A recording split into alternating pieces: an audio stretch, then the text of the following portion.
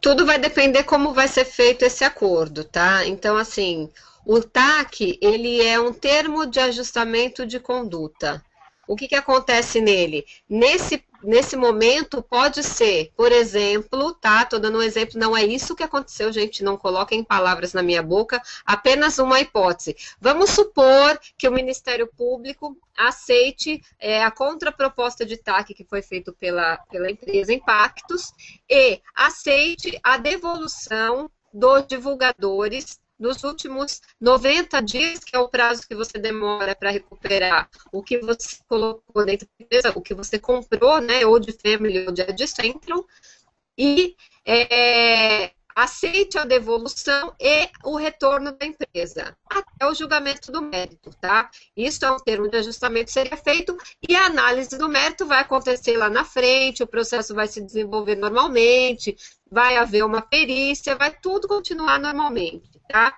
É isso que a Impactos quer hoje. Por quê? Porque ninguém está falando do dinheiro daquele divulgador que está lá no back-office. Eu conheço pessoas que têm 2 milhões de reais lá no back-office e não têm direito a receber esse valor, por quê? Porque ela já recuperou o que comprou dentro da empresa, já teve esse lucro, só que ela não está nessa lista daquelas pessoas que seriam beneficiadas com a devolução. Ou seja, ela não tem acesso ao dinheiro, mas a empresa, voltando a trabalhar normalmente, ela tendo acesso ao back-office dela, ela pode retirar esse valor.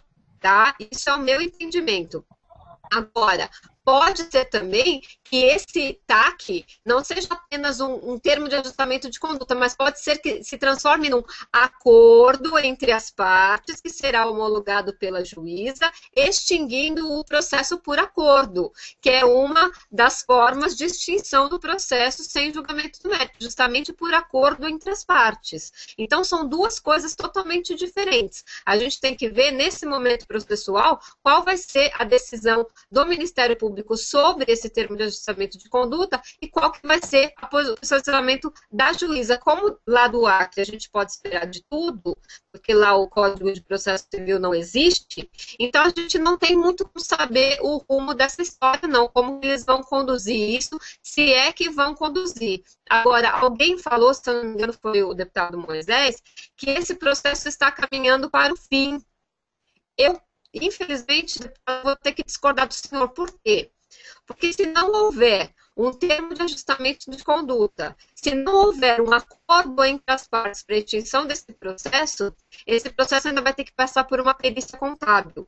E todo mundo deve lembrar, quando o Carlos Costa fez um dos plantões, se eu não me engano foi o 20, que ele colocou aqueles livros contábeis em volta dele, nem eram todos, era só dos últimos 6 meses, pegava quase que até o teto da onde ele está, mesmo onde ele estava, e tudo aquilo tem que ser analisado item por item. Uma perícia desse tamanho não se faz em 30 dias como a juíza, num primeiro momento, havia determinado.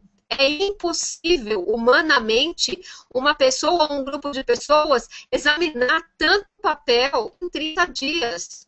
Então, assim, além disso, como que acontece? Existe a perícia, é feita a perícia. Depois que é feita a perícia, o grupo de peritos ou o perito apresenta o laudo e a juíza vai abrir prazo para que as duas partes se manifestem sobre esse laudo. Então, as duas partes vão se manifestar concordando ou não, que é como se fosse um outro laudo, são os assistentes técnicos das partes que dão esse contralaudo ou o laudo a favor, e depois, num segundo momento, ainda é agendado uma audiência de instrução e julgamento, onde vão ser ouvidas testemunhas, enfim. Gente, ainda tem um caminho muito longo no final desse julgamento do mérito, se é que nós vamos chegar nessa fase de julgamento do mérito.